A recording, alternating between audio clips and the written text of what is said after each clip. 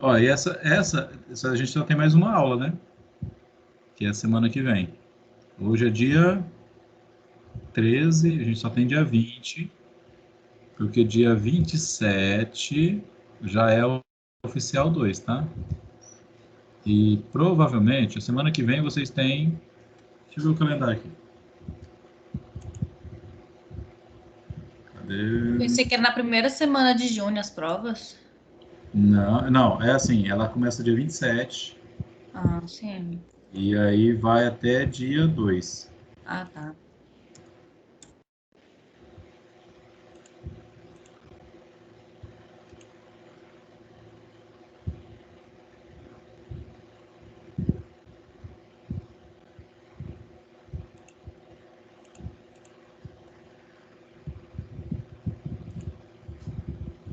Deixa eu colocar o calendário aqui para vocês verem.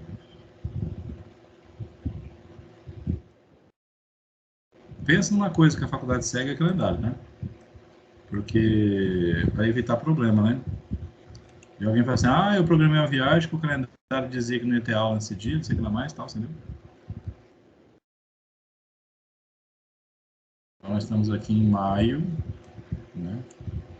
Ó, vocês têm aqui, né, a proficiência, né? Semana que vem, 17 a 21. Aí, da segunda-feira, ó, dia 24, vocês estão vendo aqui, ó, vou aumentar mais um pouquinho. Uhum, estamos vendo, professor. Dia 24, vocês já têm as interativas, as oficiais das interativas, tá vendo? Uhum. Ó, do dia 24 até o dia 31. No dia 27, ó, já começa a oficial 2 Ah. das normais, né? Dia 27, depois dia 1º e dia 2, tá vendo? Ó? E esse de baixo aí? Outras matérias? O quê? Do dia 1 ao dia 11, avaliação Então, oficial. eu não estou entendendo isso aqui. Pois é. Ó, aí eu tenho aqui interativa, né? Disciplina interativa. Eu acredito que isso daqui, acredito, que possa ser segunda chamada dessas oficiais aqui da É, interativa. acho que tem mesmo, tipo recuperação, né? Não, é de quem perdeu a prova, né? Entendeu? Ah, tá. Porque a segunda chamada é para quem perdeu ou a oficial 1 ou a oficial 2. Aqui no caso, a interativa só tem uma prova, né? Só é uma prova. Perdeu, vai ter que fazer. Eu sei que aí a gente tem aqui, ó, segunda chamada de proficiência, tá vendo? Ela vai dar no mesmo dia da segunda chamada do oficial. Por exemplo, se alguém perdeu a primeira oficial ou perder a segunda, né, ou perdeu as duas, né, vai fazer uma segunda chamada aqui, ó, 14 e 15, Uhum. tá? E nesse mesmo dia, quem perdeu a proficiência vai fazer também a segunda chamada de proficiência, tá? Porque, ó, a gente termina o período das aulas aqui, né? Todas as notas têm que estar lançadas no dia 16 de junho, tá? Dia 17, 18 já é exame final. Então, Uhum. ó, 14, 15, 6 segundos chamado, de repente não fechou, 2 dias depois, né, vai fazer já o exame final, tá?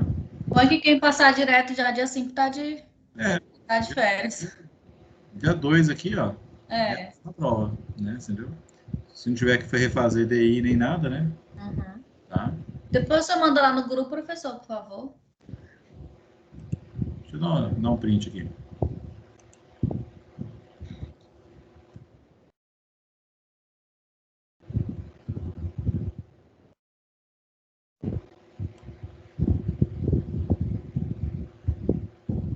Tá vendo? Aí, o exame final das interativas é bem depois, ó. A gente fecha o semestre, por quê? Porque a gente fecha o semestre aqui, nós, professores, né? E aí depois só fica os coordenadores, né? Porque a gente tem uma questão de banco de horas, essas coisas, que é para a gente poder compensar, né? Uhum. Entendeu? Então aí sobra tudo para os coordenadores depois. Azar deles.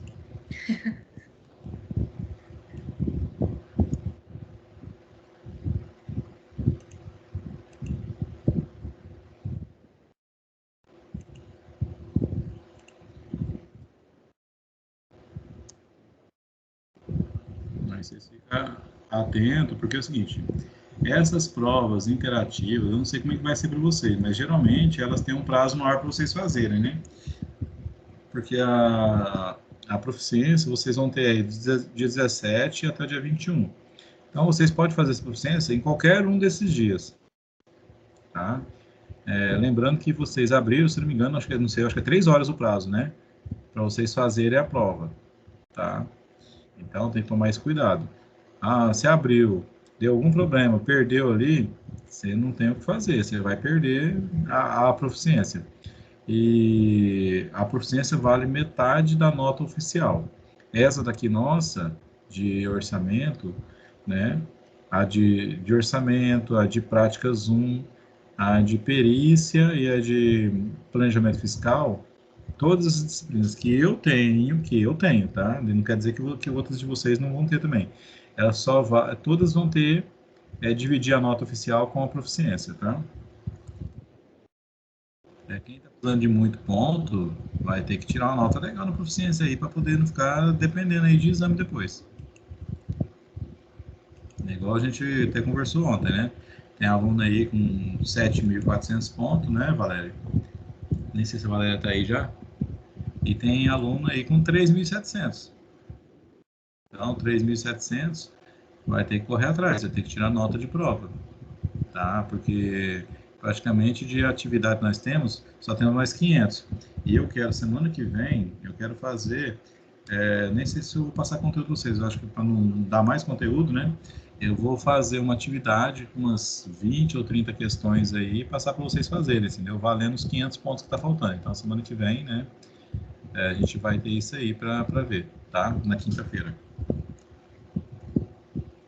Para depois não ter que acumular mais coisas para vocês, você já tem que fazer essa proficiência, quem não vai ter feito ainda na data, né? Tá? Vamos lá, deixa eu carregar o material aqui de hoje.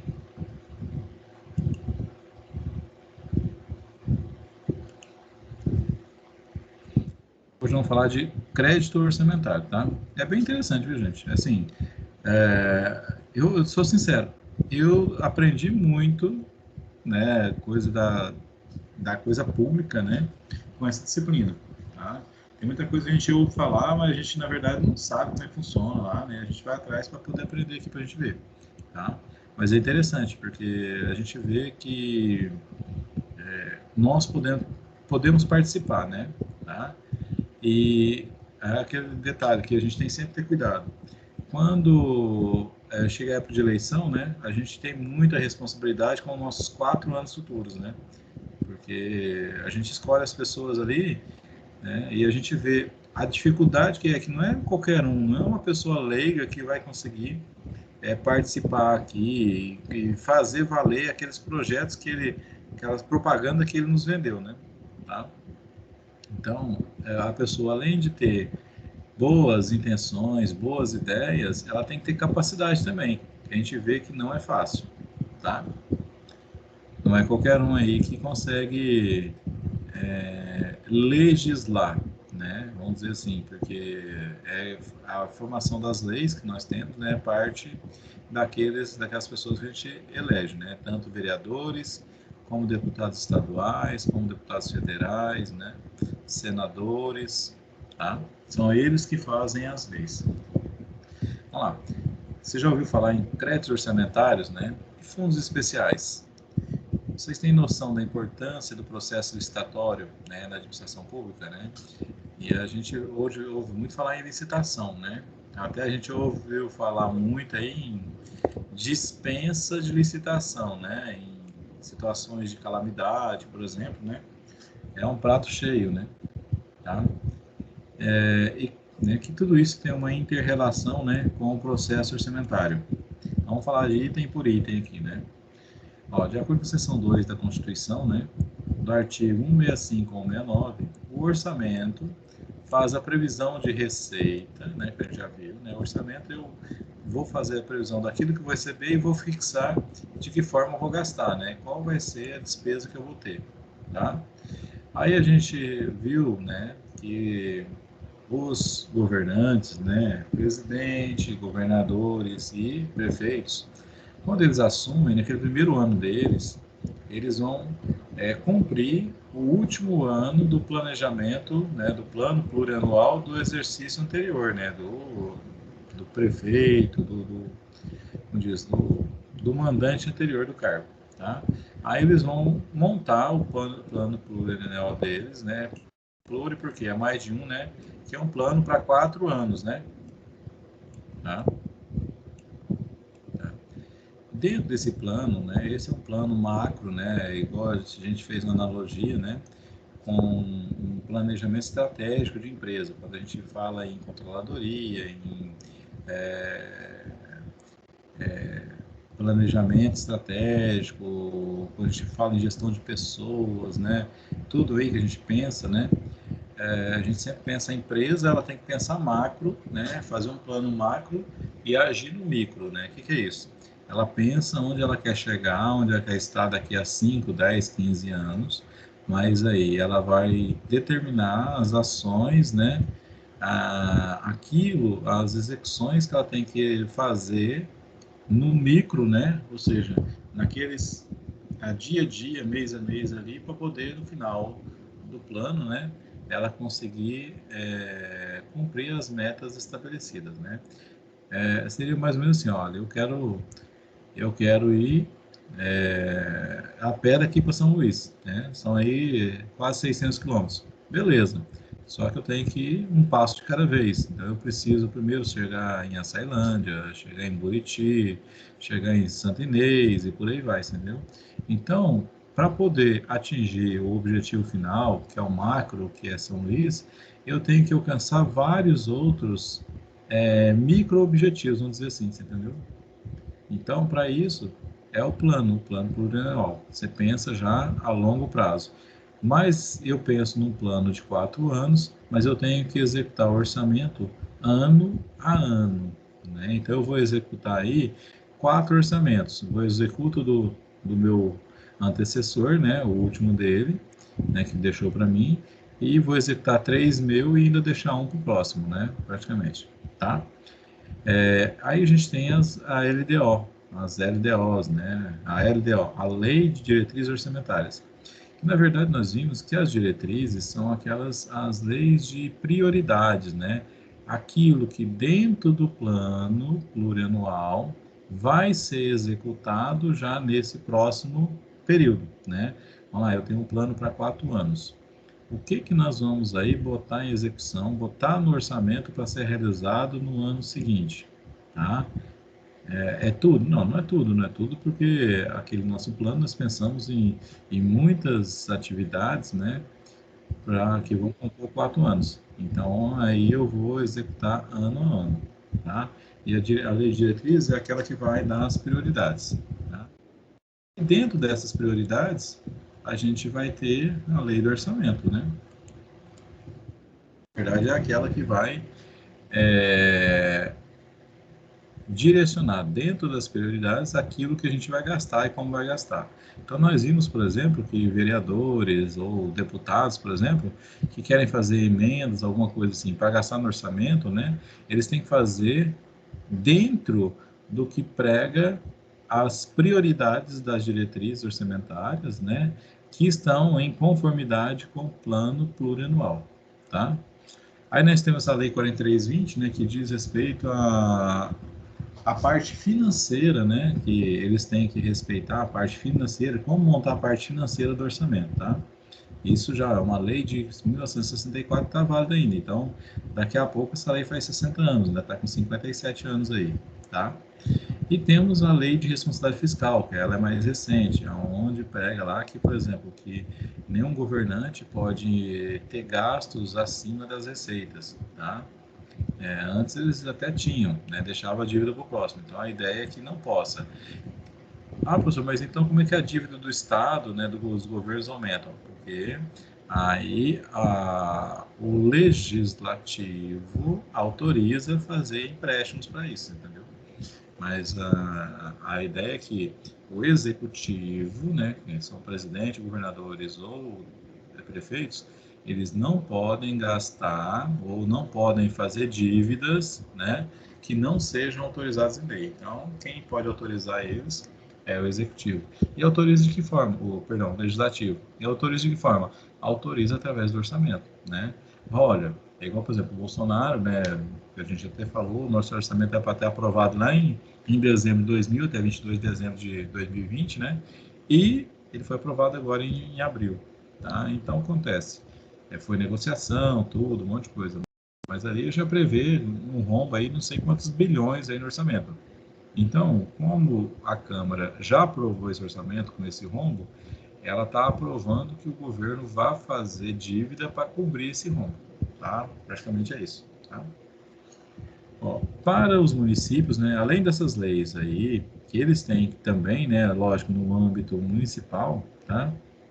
Eles têm ainda lei orgânica, né, do município e ainda plano diretor, tá? Esses instrumentos são meios que o governo utiliza para exercer as três principais funções econômicas, né? Alocativa, distributiva e estabilizadora, que a gente viu lá no comecinho, né? E constituem em relação ao orçamento, planejamento, né? Ou orçamento, programa, certo? Uma vez que foi feito o plano plurianual, né, a Lei de Diretrizes Orçamentárias vai orientar a elaboração e execução do orçamento anual. Por quê? Eu no plano tenho muitas coisas que eu posso executar lá, que eu botei no plano, mas a lei de diretriz ela vai priorizar algumas coisas. E aí o orçamento ele vai estar dentro dessas prioridades, tá? No orçamento anual, as autorizações legais para a realização das despesas públicas constituem-se créditos, os quais poderão ser orçamentários ou adicionais, né? Para filho, considera-se que crédito é orçamentário, perdão, quando a autorização para a despesa é dada mediante a inclusão da respectiva dotação na lei orçamentária. Ou seja, eu tenho a previsão de receita e aí eu já vou dotar dentro do orçamento, ou seja, essa dotação é a autorização para o gasto, tá? Dentro do orçamento. Naquele momento que chegar, já está autorizado na lei. O funcionário público só pode fazer aquilo que é autorizado por lei, inclusive gastar, tá? Os créditos orçamentários são discriminados pelos órgãos e unidades orçamentárias segundo a classificação institucional. Também são descentralizados, né, para as 163 unidades administrativas, né, por meio de provisões que passam, né, a dispor desses créditos e, como consequência, viabilizam as condições de efetivar as despesas orçamentárias. Tá? A emissão de créditos orçamentários é um processo mais comum dentro do orçamento público. Acho que é 164 aqui não existe, tá?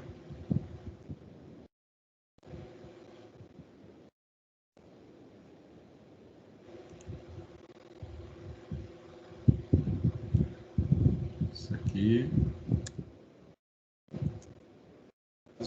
administrativas, tá? Por meio de provisões que passam a dispor desses créditos. E, como consequência, viabilizam as condições de efetivar as despesas. Efetivar despesa significa gastar e pagar, tá? A emissão de créditos orçamentários é o processo mais comum dentro do orçamento público. O que é o crédito, né, gente? Na verdade é o seguinte, olha, crédito eu tenho, né, a gente pensou lá, fez o PPA, fez a LDO, fez a LOA, que é a Lei Orçamentária.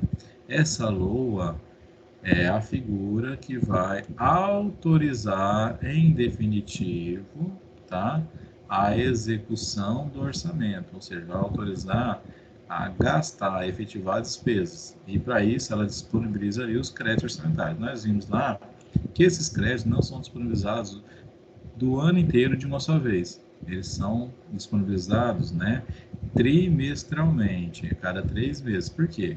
Justamente porque pode haver alguma mudança, né, aí algum impacto no meio do caminho, né, e de repente ter até contingenciamento, que é o que a gente está vendo acontecer. Por exemplo, se vocês estão assistindo televisão, vocês estão vendo que o MEC teve, primeiro, vamos lá, o MEC sofreu cortes no orçamento.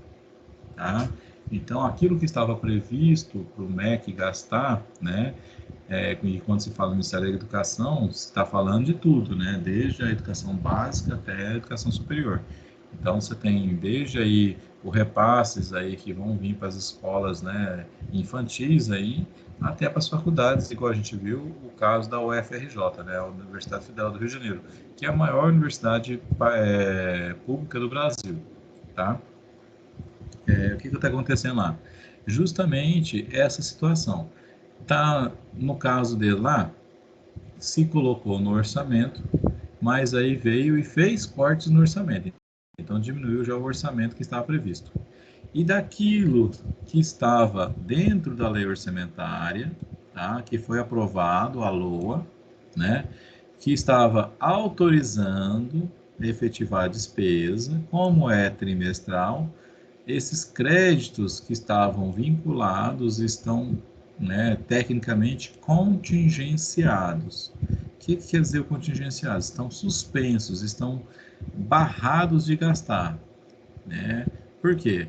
Porque esses créditos são vinculados a receitas e as receitas elas não estão conseguindo atender a todos os gastos que foram previstos. Por quê?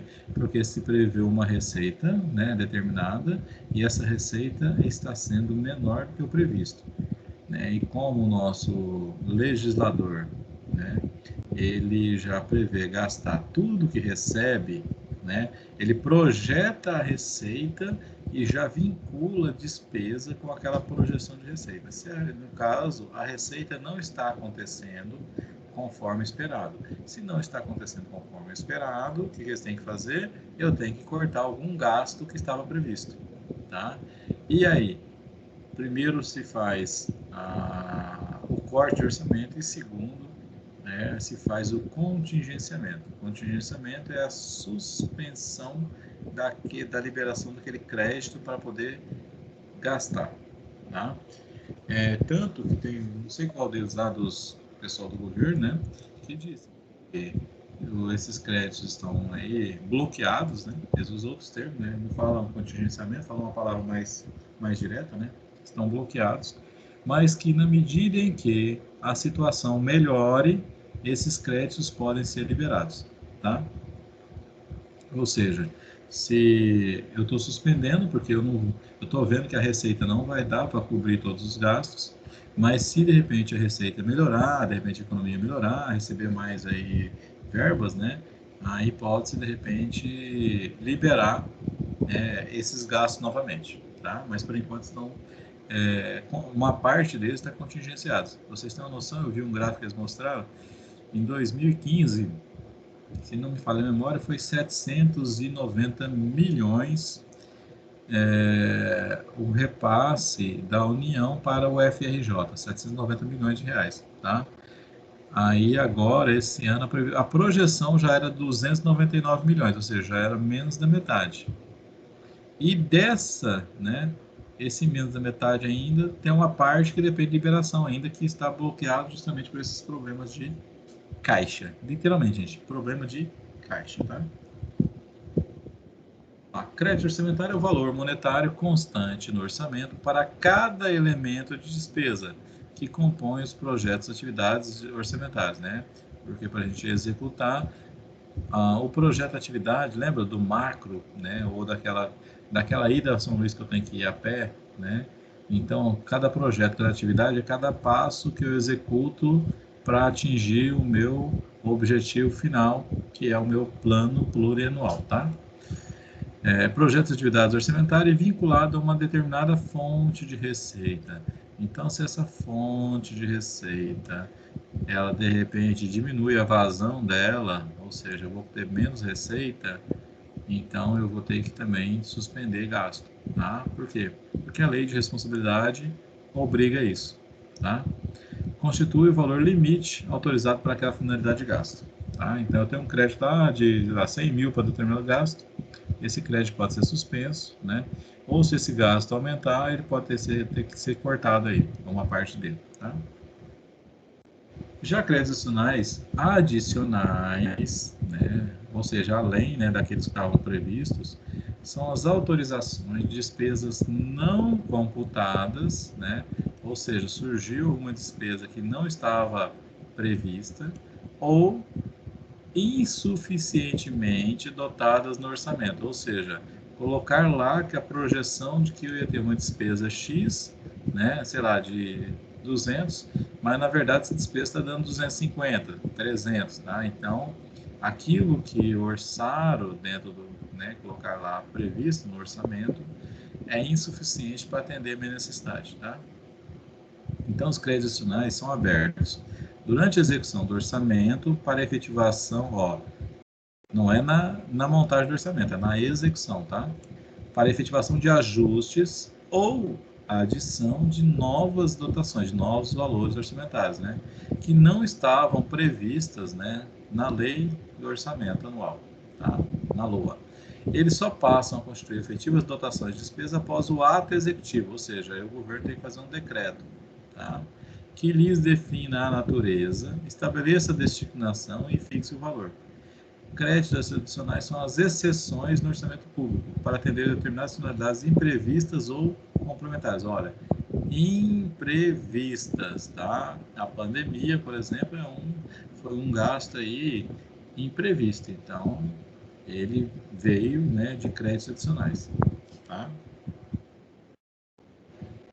Crédito adicional é a autorização ao executivo para a realização de despesa não computada, né, ou insuficientemente dotada, né? Então, crédito especial extraordinário ou crédito suplementar, tá?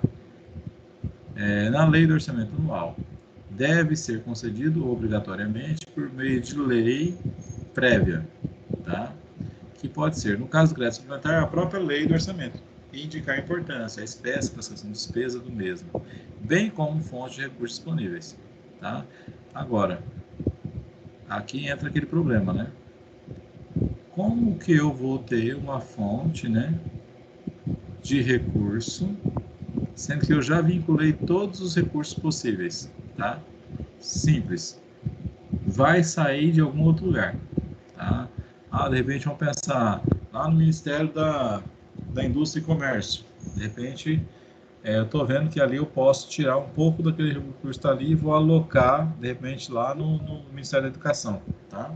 Então, adicional, tudo, eu vou ter que mudar alguma coisa, porque tá, eu não tenho mais fonte, a não ser que surja ou que eu crie uma nova fonte de recurso, tá? Majore, de repente, uma alíquota de IPI, de OF, que vai gerar fonte de recursos, tá? É o mesmo problema do governo. O governo, toda vez que ele diminui uma alíquota de imposto, né, que há a previsão de menos arrecadação, ele tem que cortar a despesa, tá? Por quê? Porque vai diminuir a arrecadação, então, como todas as despesas já estavam vinculadas com toda a arrecadação possível, ele tem que cortar a despesa. Qual a lógica existente por trás dos créditos adicionais, né? Conforme Paludo, o processo orçamentário começa no início do ano. Então, as unidades administrativas enviam suas informações, né, proposta orçamentária, de forma organizada às unidades orçamentárias nos meses de abril e maio. As unidades orçamentárias enviam aos órgãos setoriais entre maio e julho. E a consolidação das setoriais para envio à Secretaria de Orçamento, né, ocorre no início de agosto. E a Secretaria de Orçamento e Finanças tem até concluir os seus trabalhos, né, para enviar o projeto de orçamento, né, para o Legislativo até 31 de agosto, certo? Então, vamos lá. Nós temos, por exemplo, o orçamento, ele não é feito de cima para baixo, ele é feito de baixo para cima, tá? Então, nós temos as unidades administrativas, que são aquelas onde realmente o orçamento vai ser executado, onde vai ser gasto o dinheiro, tá? Elas mandam para as unidades orçamentárias. Quem são as unidades orçamentárias? São, por exemplo, o MEC, né, o Ministério da Educação, o Ministério da Indústria e Comércio, o Ministério do Transporte, por aí vai, tá? Pensando aí no caso do governo federal, tá? Então, é de baixo para cima. Vocês imaginam quantas unidades administrativas nós temos dentro do MEC, né? Nós temos aí faculdades em todos os estados do país, né? Várias faculdades públicas, nós temos escolas públicas, tem um monte de coisa aí que vão querer orçamento do MEC, por exemplo. Então, elas mandam para o MEC, né? Manda aí no mês de maio e abril. O MEC vai juntar tudo isso e enviar, né? Até maio, de maio a julho, né? Para essas consolidação. E isso vai para onde? Para a Secretaria de Orçamento e Finanças. E a Secretaria de Orçamento e Finanças vai sintetizar tudo dentro do orçamento e manda esse orçamento para a Câmara dos Deputados, no caso, né, até 31 de agosto, tá? Aí a Câmara vai debater tudo, né, e tem assim, a data lá é até 22 de dezembro para aprovar o orçamento, tá, gente? Né, a gente viu que não aconteceu esse ano. E uma vez aprovado pelo Legislativo, a vigência do orçamento contempla o período compreendido entre 1º de janeiro do ano seguinte, né, até 31 de dezembro, tá? Então essa é a lógica, né? Vamos lá. O que acontece? Nesse lapso de tempo, ou seja, de quando começou a enviar as coisas lá em abril e maio, até a execução do orçamento em 1º de janeiro do outro ano, né? É fato que nenhum gestor público será capaz de prever com absoluta certeza o que vai acontecer no ano seguinte, né? Você não está mandando as informações em novembro, dezembro, já com a projeção que vai acontecer pelo menos em janeiro, fevereiro. Não, você está mandando lá em abril, em maio, né? Entendeu? Isso, olha só, para prever o que vai acontecer, né? Como é que vai estar a situação econômica no ano seguinte. De repente você lançou uma coisa, né, acima do que vai acontecer, e às vezes você lançou até abaixo, tá? Por mais que existam ferramentas e metodologias de planejamento e programação, né, desde que realizadas com responsabilidade, sem dúvida, o que vai determinar a execução do orçamento é a realidade do ano seguinte, a sua elaboração, quando o gestor público irá analisar a conveniência, a oportunidade e necessidade de realizar as despesas discricionárias autorizadas na LOA, assim como novas despesas que se fizerem necessárias. Vocês têm uma noção? Tem um irmão do amigo meu que ele trabalha na faculdade, aí, né? E lá, por exemplo, eles colocaram no orçamento que precisaria não sei quantas caixas de papel, mas muita coisa mesmo, sabe? E como foi aprovado, olha só, como foi aprovado, eles tiveram que comprar. Aí compraram lá, quem comprou papel para encher uma sala inteira, sabe? Muito papel. O papel assim vai passar praticamente 2, 3 anos usando, você entendeu? Mas aí, por que vocês colocaram tudo? A gente colocou acima porque sempre corta no orçamento, né? E criança, olha só como é que é a coisa pública, né? Aí eles têm que colocar acima, porque se de repente aumentar o gasto e não tiver previsto no orçamento, como é que eles vão usar papel, né? Entendeu? Então você sempre pensa além. Por causa desse amarrio que acontece aqui, de tudo ser aprovado, ele sempre pensa além, né? Porque imagina uma faculdade, né, pública e de repente ela não tem papel e não tem verba para comprar papel. Aí vai ter que ir atrás de conseguir crédito orçamentário adicional para poder comprar papel, tá?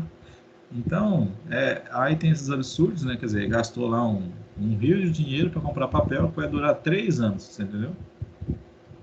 Tá? E fazer o quê? É assim que funciona, infelizmente, tá? Para Paludo, né? No exercício seguinte, né? Elaborou a proposta do orçamento no ano, lá em 2020, por exemplo, né? A gente sabe que nós foi 2021, mas lá, elaborou 2020 para executar em 2021, né? Na vigência da lei, né, da lei de orçamento, poderá ser verificado que alguma programação se mostrou insuficiente ou que surgiram fatos novos que demandam novas despesas a serem realizadas. Na perspectiva da natureza, poderiam existir situações urgentes de calamidade pública, por exemplo, né?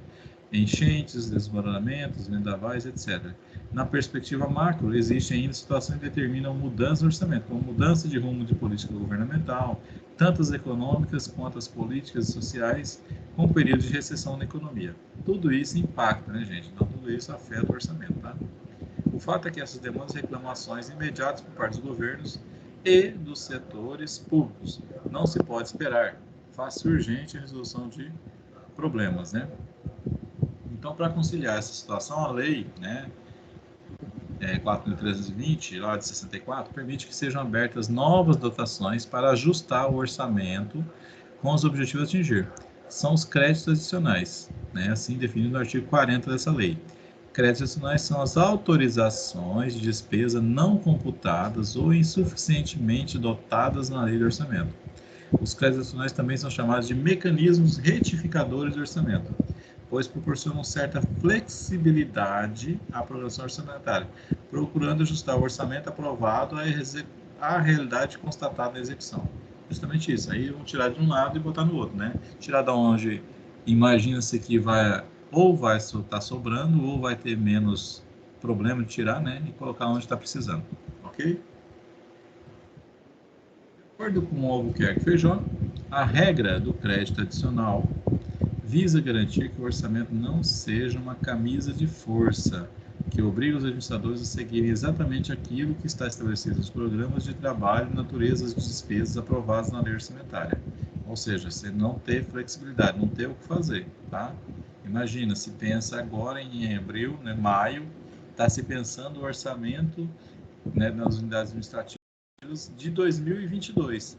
E a gente não sabe o que vai acontecer daqui para lá. Lógico, aí eles são bem otimistas, né? Eles pensam que até lá a pandemia já acabou, a economia já voltou aí com todo vapor e vai ter um excesso de receita, né? SQN, né? Hashtag SQN. Só que não, tá? Não é bem assim que acontece. Mas é assim que eles pensam, tá? Assim, o orçamento, como processo contínuo, deve ser dinâmico e flexível. Se assim não for, certamente despesas necessárias serão realizadas e outras despesas importantes ficariam sem recursos para a sua execução. Tá? Vamos lá. Um exemplo, por exemplo, o gasto com emissão de passaporte. Né? Já teve vez aí de acontecer isso mesmo, de a verba para emissão de passaporte se esgotar antes de acabar o ano. Tá? Por quê? Faz-se a projeção, né, põe no orçamento, depois é cortado de um lado, é cortado do outro, acaba ficando um recurso menor que, na verdade, a Polícia Federal pediu, entendeu? Aí chega lá no momento, né, que acaba acabando o recurso. As dotações possíveis, elas já deixam de já minguam, já acabam. E aí tem que fazer o quê? Tem que fazer créditos orçamentários, né? Tá? Então, a Polícia Federal já tinha avisado o Ministério da Justiça e do Planejamento que faltaria recursos. Na noite dessa terça-feira, isso, né, 2017, né, o órgão anunciou a suspensão das emissões do documento por falta de orçamento. Só neste ano foram enviados pelo menos 9 avisos aos 2 ministérios pedindo recursos. Desde o ano passado, a Polícia Federal vinha alertando o governo sobre o problema. O Ministério do Planejamento informou que mandará um projeto de lei adicional para o Congresso para garantir mais dinheiro para a atividade. No meio do ano passado, a discussão do orçamento de 2017, o valor, olha só, que foi solicitado pela Polícia Federal, né, foi de 248 milhões. No entanto, né, o governo autorizou, porém, só 121 milhões, menos da metade, o que não era considerado suficiente. Em maio, o dinheiro acabou. O governo conseguiu uma suplementação adicional de 24 milhões, depois de 5 solicitações formais. Esse valor seria o limite do que poderia ser remunerado com base na lei orçamentária. Nesta terça, os 145 milhões, né, que é os 121 mais os 24, se esgotaram. Nas contas da polícia, ainda faltam, né, 103 milhões para assegurar a atividade até o final do ano. Tá? Então, vamos lá. Aquilo que estava previsto para o ano inteiro, né, foi cortado. No final da história, durou até maio, né? Tá?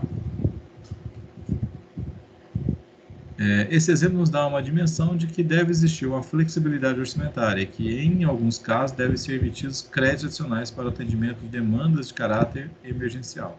Tá? Aí, nossa, emissão de passaporte, beleza. Se é um cidadão qualquer como nós, né? Para nós não vai ter passaporte. Agora, se for o do Bolsonaro, de deputado, eles dão um jeitinho de fazer, tá, gente? Classificam os créditos adicionais, né? Esses se classificam em suplementares, né? Especiais e extraordinários. Suplementares são os destinados a reforço de dotação orçamentária, ou seja, é o caso aqui da situação da Receita da Polícia Federal, tá? O orçamento, aquilo, a dotação que me deram no orçamento foi insuficiente, né? Tá? Então eu preciso aumentar ela, eu preciso de suplementar, tá? Agora, especiais, destinados às despesas com programas ou categorias de programas, projeto, atividade, operações especiais novos, que não estavam computados no orçamento, tá? Extraordinários são os créditos, né, adicionais destinados a atender despesas imprevisíveis e urgentes em caso de guerra, comoção interna ou que nós estamos vivendo calamidade pública, tá? Então, muitas vezes aqui, ó, vamos gerar dívida, vamos emitir títulos aí para poder arrecadar esse dinheiro, tá? Filho, né, ainda coloca que os créditos suplementares incorporam esse orçamento, adicionando-se a importância autorizada da dotação orçamentária a que se destinam. Os créditos especiais e extraordinários também se incorporam ao orçamento, mas conservam sua especificidade, demonstrando-se as despesas à conta dos mesmos separadamente. Os créditos suplementares e especiais serão autorizados por lei, tá? E abertos por decreto do Poder Executivo. Então, quem abre esses créditos, né, são autorizados na lei, e quem abre é o presidente, no caso do governo federal. Por vez, os créditos extraordinários independem de lei autorizativa, mas sua abertura será feita por decreto do Poder Executivo, tá? Sua abertura será através de medida provisória, tá?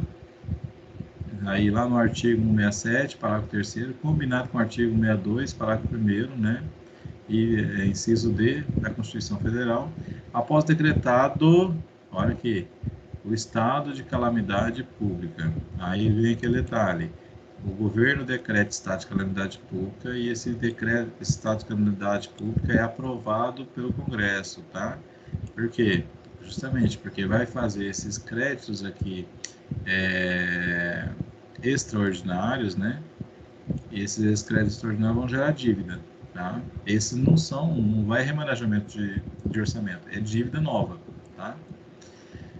Então, para fazer dívida nova, tem sempre que ter autorização aí do Congresso, tá?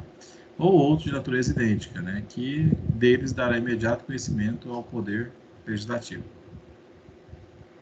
E quanto aos recursos para a abertura dos créditos ordinários, suplementares especiais? De onde eles virão? Como poderão ser abertos? Tá? Primeiro, né? Pelo sentido de urgência, os créditos extraordinários não estão sujeitos à exigência legal quanto à existência de recursos disponíveis. Então, eu não preciso ter recurso disponível, eu vou criar novos recursos, ou seja, eu vou fazer dívida. Mas sua abertura deve ser precedida do reconhecimento expresso de uma das situações que o justifiquem, tá? Então, quais são as situações lá? Calamidade pública, estado de guerra, né? Que a gente viu aqui, ó. Cadê? A gente teve um aqui, ó. Guerra, comoção interna, calamidade pública, tá? Nessas situações que poderão, né, ser abertos aí os créditos extraordinários. Já os créditos suplementares e especiais somente poderão ser abertos se houver recursos disponíveis para lastrear a despesa, tá? Mediante prévia exposição, né, justificada. Consideram-se, para FIB, né, consideram-se recursos disponíveis para fim de abertura de créditos suplementares e especiais, desde que não comprometidos, né? O superávit financeiro não pode ser comprometido, recursos provenientes de excesso de arrecadação, recursos resultantes de anulação parcial ou total de dotações, produto de operações de crédito autorizadas de forma concedida pelo Poder Executivo, né? Não diz pode ser comprometido, tá? Recursos recorrentes de recebimento de convênios e recursos vinculados não previstos na lei do orçamento e recursos recorrentes de veto ou rejeição da LOA, né? Tá? Assimile. Superávit financeiro, né? O que ele é? É o resultado da diferença positiva entre o ativo financeiro e o passivo financeiro. Simples. Tudo que eu tenho, né? Que eu recebo para tudo que eu pago, tá? Ou tudo que eu tenho para receber para tudo que eu tenho para pagar. Excesso de arrecadação líquido é o projetado partindo do saldo positivo das diferenças acumuladas, mês a mês, entre a receita orçamentária executada, ou seja, que foi gasta, foi realizada, e a receita orçamentária prevista, global prevista. Então, vamos lá. Eu previ gastar 10 e a receita deu 12, tá? Então, quer dizer, eu tenho um excesso de arrecadação, tá? De 2. É aquilo que eu arrecadei acima daquilo que estava previsto, tá?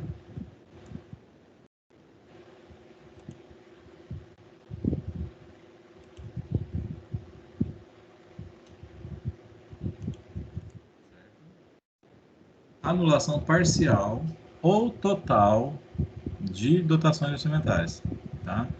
Aprovadas na LOA são as compensações em função das disponibilidades existentes, indicando que a classificação orçamentária de despesas está sendo cancelada e aquela que está sendo criada, tá? De créditos especiais ou reforçada de créditos suplementares. Então aqui, por exemplo, né, essa questão que eu até comentei com vocês da Federal do Rio de Janeiro pode estar nesse caso aqui, né? De anulação parcial, né, em uma parte delas, né, ou em algumas situações pode ser até total, tá? Então deixa de aquilo que estava previsto no orçamento não vai gastar mais aqui, vai ser transferido para outro lugar, tá? Produto de operações de crédito, o que é isso? Divide-se em operação de crédito e operação de crédito por antecipação. Operação de crédito para cobertura de déficit orçamentário pode ser utilizada para abertura de crédito adicional, tá? Desde que não consignada dentre as receitas previstas na LOA, tá? Se for uma receita diferenciada, né? Pois essas já estão comprometidas com as despesas fixadas. Então, as receitas da LOA, né, como a gente já viu, né, a gente já falou, todas as receitas já estão definidas aonde vão ser gastas, tá? Já a operação de crédito com antecipação de receita, que é realizada para cobertura de déficit financeiro, não pode ser utilizada para abertura de crédito adicional, tá? Recursos oriundos de convênios ou fontes vinculados a despesas orçamentárias, né, não previstos na lei do orçamento, a lei de responsabilidade fiscal, no parágrafo único do artigo 8º, estabelece que os recursos legalmente vinculados à finalidade específica serão utilizados exclusivamente para atender o objeto de sua vinculação, ou seja, vamos lá, eu tenho um recurso que é direcionado para a educação, né? Ele não pode ser mexido, né? Ainda que em exercício diverso daquele que ocorreu o ingresso, tá? Cuja interpretação permite consagrar os recursos vinculados como fonte para possível abertura de crédito adicional, suplementar ou especial, tá? Desde que tais recursos atendam as seguintes condições: não estejam previstos na receita da LOA, né, da Lei do Orçamento, e sejam destinados rigorosamente às despesas que são correlatas, previstas em lei, como, por exemplo, SUS, Fundeb e Convênio. Tá?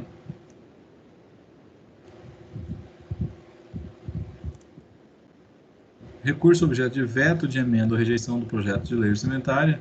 A Constituição Federal de 88, no parágrafo 8º do artigo 166, estabelece que os recursos objetos de veto, emenda ou rejeição do projeto, que ficarem sem destinação podem ser utilizados como fonte hábil para abertura de créditos especiais ou suplementares, mediante autorização do Congresso. Prazo de vigência dos créditos adicionais, né? Para filho, os créditos adicionais suplementares, né? Aqueles que vão só aumentar né, os gastos ali que estavam previstos, né? Vigoram desde sua abertura até o fim do ano, no que se refere ao orçamento em execução, enquanto que os créditos especiais e extraordinários vigoram até o fim do exercício que forem abertos, salvo se o ato de autorização, ou lei, né, no caso dos créditos especiais, decreto na medida provisória, ou medida provisória dos extraordinários, for promulgado nos últimos 4 meses do exercício, quando poderá vigorar até o término do exercício subsequente. Então, vamos lá. Se a medida provisória, né, ou o decreto for promulgado aí de setembro em diante, né, setembro, outubro, novembro, dezembro, são os 4 últimos meses do exercício, então aqueles créditos ali que foram abertos, né, foram autorizados pela medida, eles vão valer para poder gastar eles até o final do ano seguinte. Mas se eles forem de agosto para trás, só vale a autorização para gasto deles até o final desse ano em que são criados, tá? A reabertura será feita por novo decreto, que considerará apenas o saldo que resta lá do crédito, né? O saldo que não foi utilizado no exercício anterior. Nesse caso, não há necessidade de indicação do recurso. Os créditos extraordinários só atendem aos prazos supracitados enquanto perdurar a situação emergencial que justificou sua abertura. Caso contrário, a despesa realizada poderá ser imputada pelo Tribunal de Contas por falta de amparo legal do crédito orçamentário. Tá? Ou seja, foi criado, né, vários créditos, né, para poder combater a Covid. Tá? Então, por quê? Porque a gente está no estado de calamidade. Se amanhã esse estado de calamidade terminar, então todos aqueles créditos não utilizados não podem mais ser utilizados, tá? Aqueles que não foram executados, eles têm que ser suspensos, o seu gasto. Os créditos adicionais podem ser vistos aqui nessa tabela, né? Vamos lá. Suplementares. Reforço de dotação orçamentária já existente, né? A finalidade dele. Autorização legislativa prévia, podendo ser incluída na própria lei do orçamento ou em lei especial, tá? Ele é aberto através de um decreto executivo, né? Indicação, é obrigatória a indicação dos recursos disponíveis, obrigatório indicado na lei de autorização do decreto de abertura, o seu limite, né? A vigência no exercício que foi aberto, tá? Prorrogação não é permitida nunca, jamais permitida. Classificação de despesas normalmente reforça grupos de despesas de um projeto de atividade que já existem, tá? Os especiais, atender a programas, projetos, atividades e operações especiais não contemplados no orçamento. A autorização tem que ser prévia em lei especial. A abertura por decreto executivo, indicação de recursos disponíveis também é obrigatória, tá? E o limite obrigatório, indicado na lei de autorização e no decreto de abertura. A vigência no exercício. Só para o exercício seguinte, se autorizado, a prorrogação, né? Só para o exercício seguinte, se autorizado em um dos 4 últimos meses e desde que a lei autorizar ativa assim o permita. Classificação de despesa é para projetos, atividades e operações especiais novos com indicação de elementos. E os créditos extraordinários, né? Atender despesas imprevisíveis e urgentes, tá? Ele independe da autorização do Congresso. Ele é aberto através de decreto do Executivo, com remessa imediata ao Legislativo, tá? A indicação de recurso é obrigatória, né? Não está vindo. E obrigatório também o limite, né? Indicado no decreto de abertura. A vigência no exercício. E pode estender, né? Para o exercício seguinte, se autorizado em um dos 4 últimos meses, e desde que o decreto de abertura assim o permita. Então, a mesma situação, né? E classificação de despesas para reforçar dotações existentes ou abertura de novo programa, projeto ou atividade especial. O que são fundos especiais, né? Para filho, fundos especiais representam um produto de receitas orçamentárias específicas, ou seja, fontes de recurso, tá? Que, por lei, vinculam-se na realização de determinados objetivos ou serviços a ser executados a partir do respectivo crédito, né, que foi fixado na LOA, né, na Lei do Orçamento, ou em créditos adicionais, facultada a adoção de normas peculiares de aplicação. A lei, seja ela federal, estadual ou municipal, que criar o fundo especial deverá especificar o status que a despesa orçamentária vinculada ao fundo deve ter na lei do orçamento. Se unidade orçamentária é um programa ou até mesmo uma ação. Tá? Exemplo de fundos especiais: Fundo Municipal de Saúde, Fundo Municipal de Assistência Social, Fundo de Manutenção e Desenvolvimento da Educação Básica e Valorização do Magistério do Ensino Básico, ou seja, o Fundeb, entre outros, né? Fundo é a entidade criada através de lei específica que agrega um conjunto de receitas especificadas e vinculadas à realização de determinados objetivos ou serviços, sujeitas a normas próprias de aplicação e prestação de contas, tá? No artigo 7.1 da Lei 4.320, tá? Conforme dispuser a lei, os fundos podem constituir-se apenas em uma atividade orçamentária ou em uma autarquia propriamente dita. Em ambas as situações, os créditos orçamentários para fundos constam do orçamento da esfera, tá? A que se vinculam apenas com transferências intragovernamentais. E seus orçamentos são aprovados por decreto do Poder Executivo no início de cada exercício financeiro. Vamos lá, desde quando existem os fundos especiais, né? E como eles são classificados? Desde 1934, né? Lá, Getúlio Vargas, em 1934, né? Segundo mandateiro, primeiro foi de 30 a 33, né? E depois foi em 34. até 38, 7, negócio assim. Depois ele voltou, não sei se é 45, alguma coisa assim. Tá? Não é da minha época não, tá, gente? Desde 34, os fundos especiais sempre estiveram presentes nos dispositivos constitucionais relacionados ao orçamento público e somente podem ser instituídos mediante lei. Tá? Eles são instrumentos orçamentários criados por lei para vinculação de recursos ou conjunto de recursos destinados à implementação de programas, projetos e atividades. Tá? Trata-se, portanto, de forma de gerir separadamente os recursos destinados a uma finalidade específica, em conformidade com os objetivos da política econômica, social ou administrativa. Então, a aplicação dos recursos ocorre mediante dotação, né, ou liberação de recursos, né, autorização para gasto, a ser consignado na lei do orçamento, ou em créditos adicionais. Se houver saldo positivo, apurado no fim de cada exercício, será transferido para o exercício seguinte. Então, vamos lá. Lá no fundo, né, no Fundeb, por exemplo, sobrou lá 1 bilhão, esse 1 bilhão vai ser transferido para o ano seguinte, tá? Se houver saldo positivo, apurado no fim de cada exercício, será transferido para o exercício seguinte. A crédito do mesmo fundo, salvo determinação em contrário da lei que o instituiu. Mesmo constituído sobre determinado padrão, a lei que instituiu o fundo poderá conter normas específicas para controle, prestação e tomada de contas, ressalvadas, nesse caso, a competência do Tribunal de Contas, né? Ou órgão equivalente. Então, pode ser Tribunal de Contas da União, Tribunal de Contas do Estado e Tribunal de Contas do município, tá? Qualquer um deles. Vocês têm ideia da importância das licitações e das contratações para a administração pública, né? A licitação é aquele detalhe. Toda vez que eu faço uma compra, né?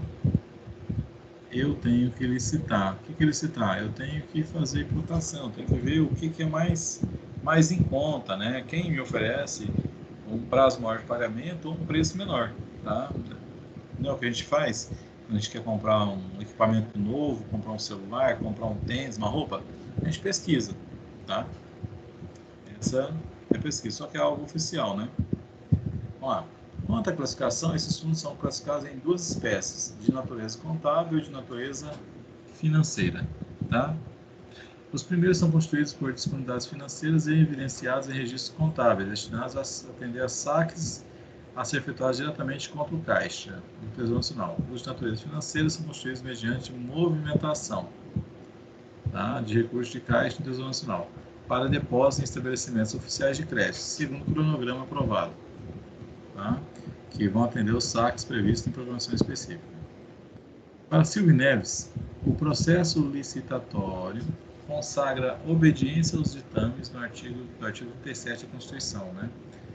Em especial o caput, inciso 21 do citado artigo, que assim determina: a administração pública direta e também a indireta de qualquer dos poderes da União, dos Estados, do Distrito Federal e dos municípios vai obedecer aos princípios da legalidade, da impessoalidade, da moralidade, da publicidade, da economicidade e eficiência. E também o seguinte: ressalvados os casos especificados na legislação, as obras, serviços, compras e alienações serão contratadas mediante processo de licitação pública.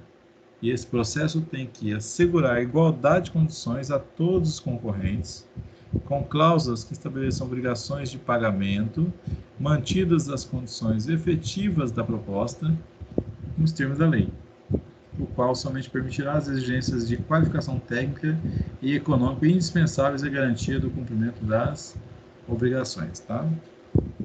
Então, é para não fazer direcionamento, né? Lógico, a gente tem algumas situações, por exemplo, né, em que o que eu preciso comprar, às vezes eu tenho uma ou duas empresas só que fornecem, entendeu?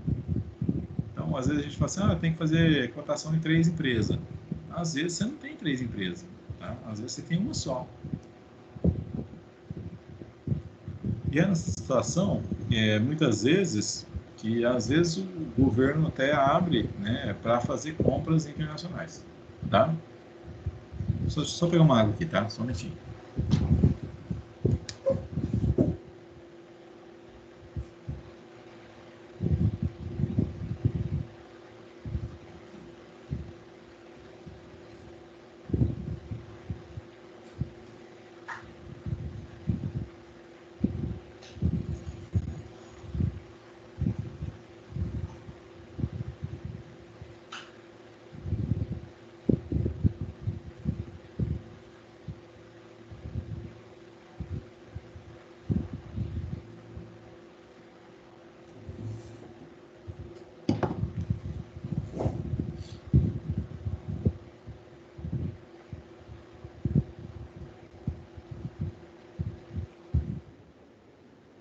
Neste contexto, né, as regulamentações do artigo 37 da Constituição Federal encontram-se definidos na Lei das Licitações, né, lá de 93, né, a Lei 8.666 de 93, e suas alterações posteriores, né, sendo que o citado diploma legal estabelece as normas gerais sobre licitações e contratos. Beleza.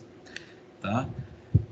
Administrativos relativos a obras, serviços, inclusive publicidade, compras, alienações e locações. Tá?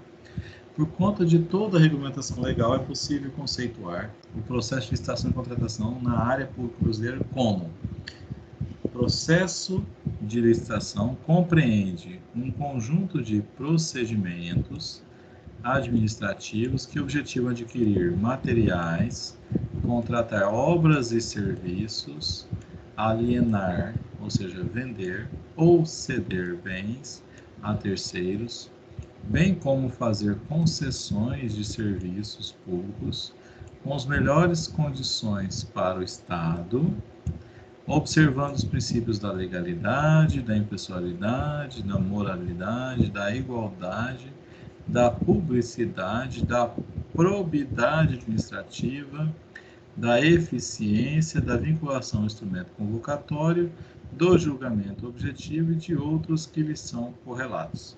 Tá? O que quer dizer? Tá? Igualdade de condições para todos, né? Probidade significa cuidar bem do bem público, né? A improbidade é eu desviar o bem público, tá? Guardar todos esses princípios, né? Então, o governo, para qualquer situação que ele vá envolver recursos financeiros, né, ele tem que fazer uma licitação. Por exemplo, acho que no mês passado, né, foi feita uma licitação aí, né, de concessão, né? Que é concessão? Concessão é quando o governo pega aí um serviço público e entrega para a iniciativa privada tocar esse serviço público. Então, por exemplo, a gente tem algumas situações de concessão de rodovias, tá? Aqui a gente não tem, aqui no Maranhão não tem, mas lá para São Paulo a gente tem muito.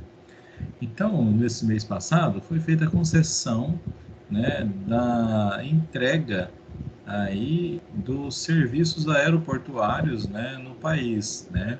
Então, se não me engano, acho que foram 21 ou 22 aí, aeroportos que foram entregues aí, né, ou foram concedidos, né, para iniciativa privada tocar esse serviço, tá? E o de Imperatriz é um deles, né? Nós estamos aí na região Nordeste, se não me engano, tá? Então, eles separaram ali, né? Região Sul, região Nordeste, região Norte, negócio assim. Não lembro certinho como é que foi, não, mas qual que é o objetivo desse, gente? Assim, o governo ele entende que muitas vezes ele não tem recursos para melhorar o serviço, então ele entrega esse serviço na mão de empresas aí privadas que, ó, nós estamos vendo que para poder fazer um gasto, um investimento, para pensar. Às vezes tem pessoas que reclamam, né, de fazer, que eles chamam isso aí, gente, de privatização, muitas vezes, né? Estão privatizando os aeroportos. O que é privatizando os aeroportos? Estão entregando, né, lógico, não é entregar. Estão concedendo para a iniciativa privada a administração dos aeroportos. Então, tem vários aeroportos que já estão na mão da iniciativa privada, né? Como, por exemplo, de Brasília, de Guarulhos, do Rio de Janeiro, de Fortaleza e vários outros aí, tá? Mas nós estamos vendo aqui que, para pensar, olha como que o governo, por exemplo, né, como que a coisa governamental é amarrada. Então, por exemplo, se eu quero fazer uma melhoria em aeroporto, primeiro, essa melhoria ela tem que estar prevista no plano plurianual, tá? Lá no PPA. Se ela não tiver no PPA, quer dizer que ela não vai acontecer nos próximos 4 anos. Pronto, Zé Fini, já está aí. Não, colocou no PPA, beleza. Elas, para poder acontecer, elas têm que entrar dentro da LDO, tá? A lei de prioridades, a lei de diretrizes. Não entrou, também não vai acontecer naquele ano. Pode acontecer no ano seguinte, se ela entrar na lei de diretrizes orçamentárias no ano seguinte.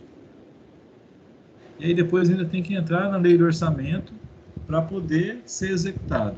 Então, a coisa é muito amarrada, né? A gente vê, é muito complexo.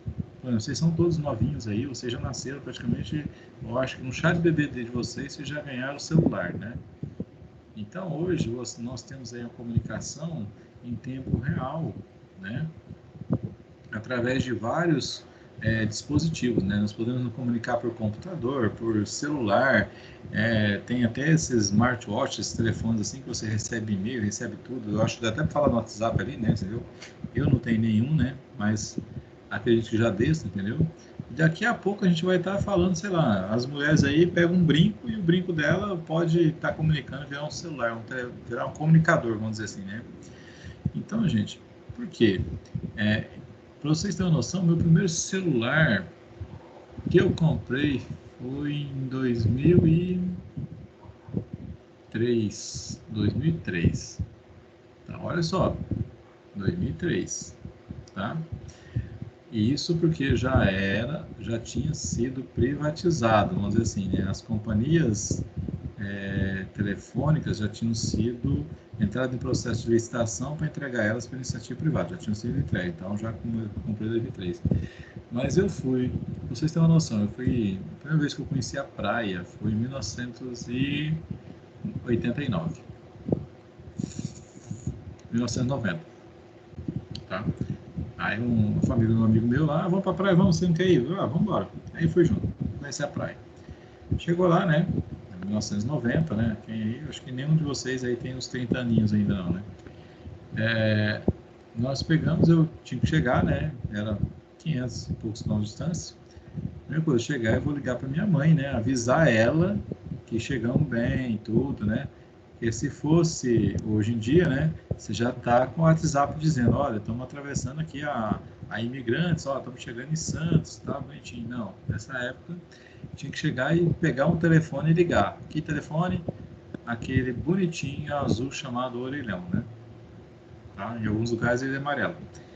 Então, nós cheguei lá, tá, tinha vários orelhões, tá, não é muito não, mas tinha um tanto bom, que hoje em dia não tem mais nenhum. Então eu cheguei primeiro, né, primeiro que chegar no orelhão, tinha que pegar uma fila, tinha muita gente que precisava ligar, avisar alguma coisa, conversar alguma coisa, né, e você ficar nessa fila. Sinceramente, eu fiquei bem uns 40 minutos nessa fila. Na hora que chegar a minha vez, eu tentar uma, duas, três vezes e não conseguir completar a ligação, tá? Olha só, fiquei 40 minutos na fila, chegou minha vez, eu tentei e não consegui completar a ligação nenhuma vez. Desisti, voltei para casa, pois mais tarde eu voltei lá e eu consegui ligar e avisar minha mãe. Aí já não tinha mais fila, né? Porque dependendo do horário, é igual o transporte público, dependendo do horário, é horário de pico também nos telefones, tá? Só que ninguém ficava estressado, tá, gente? Todo mundo esperava. Ninguém gostava de esperar, mas todo mundo esperava, todo mundo respeitava. Por quê? Porque na medida que você esperava outro falar, quando fosse sua vez, alguém esperava você falar, entendeu? Então, era bem respeitoso, tá? As pessoas tinham mais paciência, tá? E aí, né, eu sei que aí um telefone nessa época, você comprou uma linha telefônica para casa, você pagava em torno aí de, vamos pensar hoje assim, 4, 5 mil reais, tá? Era caro mesmo, não é qualquer um que tinha linha telefônica não, tá? Mas aí por quê? Porque era limitado e quando você comprava, você estava comprando ações da empresa, né? Você estava financiando a empresa, tecnicamente. E além de tudo, as ligações eram muito, muito caras, gente, mas muito cara mesmo, tá? Assim, você não podia falar à vontade. Pra vocês terem uma noção, uma vez, eu namorei uma menina que era de outra cidade e a gente namorava por telefone, né? E eu ligando, né, da empresa, bonitinho, ligando, ela estava no tal. Quando veio a conta, foi metade no meu salário, né? E olha que eu recebia quase 2 salários mínimos, tá? Então você imagina, você pagando um salário mínimo de ligação. Tá? Hoje eu pago R$ 90, eu posso ligar ilimitado. Eu posso começar a namorar, né? No primeiro dia do plano até o último, o tempo todo, que não tem problema. Tá? Vocês para pensar. Então, O que acontece? Como a gente viu que tudo o público, ele é mais burocrático, né? Por quê? Até porque está mexendo com coisa pública, né? Que é a coisa de todos, tem que ter controle, né? Mas a coisa é muito amarrada e demora a acontecer. Então, muitas vezes, quando se passa isso para iniciativa privada, ganha-se agilidade, né? Para poder desenvolver, tá? Então, a gente tem hoje, né, graças a isso, a gente trabalha, tipo assim, o nosso delay, né, ou seja, o nosso atraso em relação à tecnologia né, de Estados Unidos e Europa é de 2 a 3 meses, né? Tipo assim, aquilo que lança lá, daqui a 2, 3 meses chega aqui, tá? Talvez, dependendo do tipo de tecnologia, um pouco mais, mas não passe mais anos de diferença, né? Por exemplo, nos Estados Unidos, a gente já via filme americano que os caras já tinham telefone celular nos carros, né? Aqueles telefone grandão, lógico, né? Que falava de carro, mas lá já existia. E aqui nós ainda tava no telefone ainda de disco ainda, assim, entendeu? Tá? Aquele que você botava o dedinho e tinha que discar lá, né? Tá? Certo? Então, vocês verem que essas concessões de serviço, elas visam justamente a isso, a dar agilidade na execução de serviços, né? E que proporcionem melhores condições para o público em geral, para a população, né? Mas aí o governo faz o quê? Olha, como que eu vou ceder isso? Olha, quem me pagar mais, quem me dá o melhor retorno ou quem me cobrar a menor tarifa para o usuário, tá? Então tudo isso leva em consideração.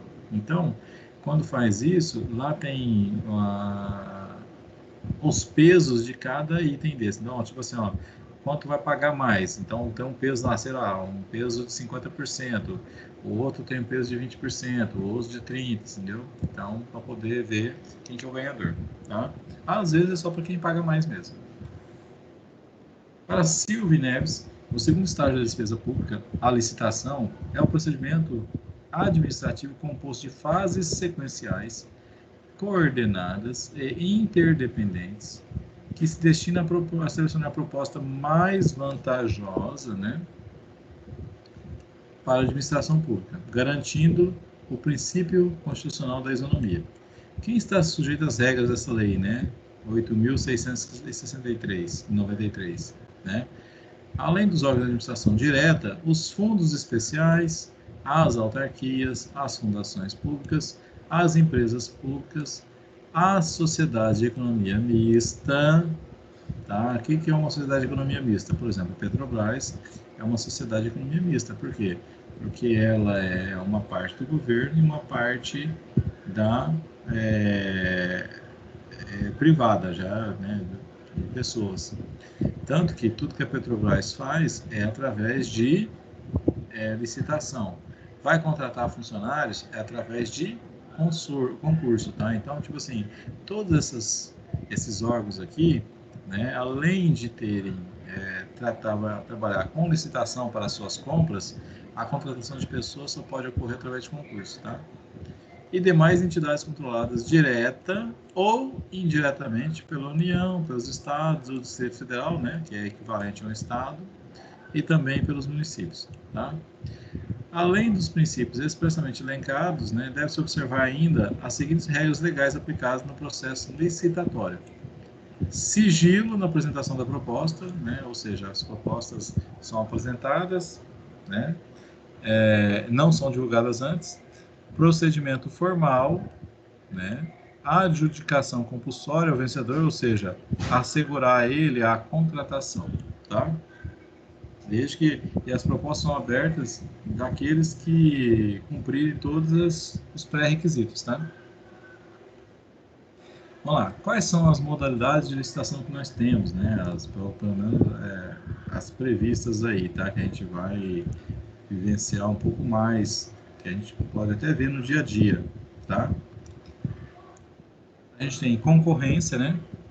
Modalidade de licitação entre quaisquer interessados que, na fase inicial de habilitação preliminar, comprovem possuir os requisitos mínimos de qualificação exigidos no edital para a execução do seu objeto, tá? Tem a tomada de preços, né? Dispõe que tomada de preços é a modalidade de licitação entre interessados devidamente cadastrados ou que atenderem a todas as condições exigidas para cadastramento até o terceiro dia anterior à data do recebimento das propostas, observada a necessária qualificação, tá? Convite, né, do citado diploma legal define que convite é a modalidade de licitação entre interessados do ramo pertinente ao seu objeto, cadastrados ou não, escolhidos e convidados em número mínimo de 3 pela unidade administrativa, a qual fixará em local apropriado cópia do instrumento convocatório e estenderá aos demais cadastrados na correspondente especialidade que manifestarem seu interesse com antecedência de 24 horas, tá? Curso, né? É a modalidade de licitação entre quaisquer interessados para a escolha de trabalho técnico, científico ou artístico mediante a instituição de prêmios ou remuneração aos vencedores, né? Conforme critérios constantes de edital publicado na imprensa oficial, com antecedência mínima de 45 dias. O leilão, né? O parágrafo 5º do artigo 22 da lei, né? Leilão é a modalidade de licitação entre quaisquer interessados para a venda de bens móveis inservíveis para administração ou de produtos legalmente apreendidos ou penhorados, tá?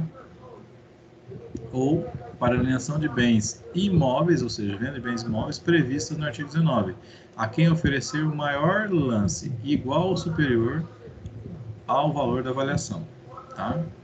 E o pregão, conforme definido no artigo 1º, né, para aquisição de bens e serviços comuns, poderá ser adotada a licitação da modalidade de pregão, que será regida por esta lei, né?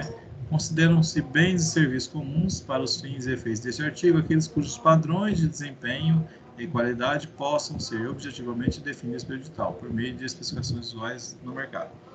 Então, gente, as ferramentas que o governo, né, que os governos dispõem, né, são esses daqui, né? Que é concorrência? Olha, o pessoal está participando de uma licitação, tá? Fala-se em licitação, tá? Tudo isso que a gente fala é licitação, só que cada ramo tem um nome. Eu quero prestar um serviço, né? Então, é concorrência, tá? Eu estou numa licitação, eu quero vender alguma coisa, uma tomada de preços, tá? Uma licitação pode ter um convite também, né, ou uma convocação para participar, tá? Concurso, né, eu quero escolher aqui, né, que é a contratação, né, de pessoas aí para fazer esses trabalhos técnicos ou não, você entendeu? Então é o concurso. O leilão já é uma licitação, mas uma licitação para venda, tá? Olha, estou vendendo. Por exemplo, a Receita Federal apreende lá vários itens, ela quer vender, né, fazer um leilão. Ou, por exemplo, como já aconteceu, né, o governo tinha algumas indústrias petroquímicas, né, tinha Usiminas, tinha a CSN, que é a Companhia Siderúrgica Nacional. Aí lá ele fez leilão, lá não foi concessão, foi leilão, ele vendeu às empresas, tá? Tá? A concessão, no caso lá, quando faz a concessão, eu estou cedendo para as empresas utilizarem por um determinado tempo, né? Geralmente essas concessões são de 30 anos, né? É o que aconteceu aqui em Imperatriz, né? O Madeira fez aí no último ano dele, ele renovou aí a concessão da Caema por 30 anos, né? Que o Assis está brigando pra caramba aí, né? Porque diz que o serviço é muito mal prestado, né? A gente vê que a Caema, onde a Caema chega, o asfalto acaba, né? Tá? E ele queria, de repente, ou passar para outro ou criar um órgão municipal para tocar isso, né? Algumas cidadezinhas aí, né? Por exemplo, se não me engano, no Porto Franco, ela é um SAI, né? Um serviço autônomo de água e esgoto, que é um serviço da própria prefeitura, você entendeu? Para tocar. Ela em São José do Rio Preto também é o SEMAI, né? Que é o Serviço Municipal de Água e Esgoto, tá? E funciona muito, muito bem. Tanto que, para vocês terem noção, São José do Rio Preto é uma das poucas cidades no país em que tem 100% de esgoto coletado e esgoto tratado. Todo esgoto de São José do Rio Preto é tratado antes de ser devolvido ali para o Rio Preto. Então, às vezes, o que você produz ali de coisas que poderiam poluir o meio ambiente, né? Os rios, lagos, córregos, ele é tratado. Isso foi feito tudo com recursos do próprio ente municipal que faz a gestão desses recursos, né? Que é o SEMAI, entendeu? Porque para pensar, gente, vamos lá, o órgão público, a empresa pública, ela não objetiva ter lucro, tá? Ela não objetiva ter lucro. Então, o objetivo dela é aquilo que ela é arrecadar para sua manutenção e arrecadar uma sobra para fazer investimento. Então, quando é já uma empresa que ela objetiva ter lucro, então eu tenho que dar dinheiro para quem está investindo em mim, você entendeu? A pessoa investiu quer ganhar dinheiro, tá? Então, nesse órgão público, não, ele não objetiva ter lucro. O lucro dele, vamos dizer assim, é reinvestido para melhoria do serviço ou ampliação do serviço. Tá? Certo, gente? Compreenderam bem esse ponto aí? Essa parte de pregão, gente, o governo já usa muito isso aqui, né? Por exemplo, para empresas que são cadastradas, né? Então, você tem uma plataforma de pregão eletrônico. Então, tipo assim, do Brasil inteiro, por exemplo, a Aves lá tem pregão o tempo todo, né? Tipo assim, de fornecimento de coisas para o governo. Então, por exemplo, vamos pensar lá, os papéis aí que eu citei vocês da faculdade. Ó, tava lá, então tá dentro do orçamento, a dotação orçamentária é público federal, então tá, o órgão federal responsável por isso, tá autorizado a gastar com isso, ele vai gastar, ele vai comprar esses papéis e já vê lá, quem vai me dar o menor preço para entregar esses papéis em determinado lugar do Brasil, tá? Por quê? Não é só comprar, o governo não vai lá retirar, o governo não vai pagar frete, você vai ter que entregar. Então, quem cobra o menor preço? Vamos pensar que seja aqui para Pitágoras, né? Pitágoras é privada. Mas ó, a Pitágoras pode fazer isso também, tá? Fazer um pregão aí, né? Olha, eu estou comprando aqui para minhas unidades. Vamos lá, quem me oferece aí um menor preço para entregar, sei lá, é, 500 caixas de papel lá em Imperatriz, tá? O governo é a mesma coisa, ó, lá na UFMA. Eu quero entregar na UFMA. Beleza. Quem vai me entregar 500 caixas de papel lá na UFMA? Aí o pessoal começa a lançar, né? Olha, vamos pensar aí, cada caixa é R$ 20, né? Vamos lá, se eu comprar no Mateus é R$ 20. 500 vezes 20 vai dar 10 mil, pronto. Então são R$ 10.000, beleza. Você já elimina nessa situação muitos concorrentes de fora, né? De outro lugar, né? Tá? Por quê? Porque às vezes o frete se torna que não compensa. Mas aí você começa, né? Olha, um oferece, sei lá, R$ 25, outro 24, outro 23,50, outro 23,49. E aí vai. É aquele que oferecer o menor preço para entregar, pronto, é esse que vai ganhar. Tá? Entendeu? Desde que estão cadastrados, que tem condições de atender a necessidade também, né? Certo, gente? Então é mais ou menos assim que funciona, tá? Resumidamente, o que se procura com o processo licitatório na área pública, além da transparência, né, que é desejado por todos, é garantir a contratação de bens e serviços com a melhor qualidade e com o menor custo possível. Princípio da eficiência e princípio da economicidade. Alguma dúvida? Prova, né?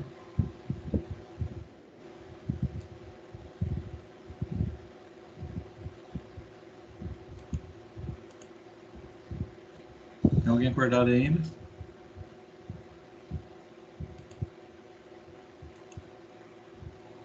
Eu tô. Eu Sim, tô aqui professor. também, professor. Ah, não. Ó, peraí, deixa eu ver aqui. Até eu parar de gravar aqui, para depois você ficar com vergonha.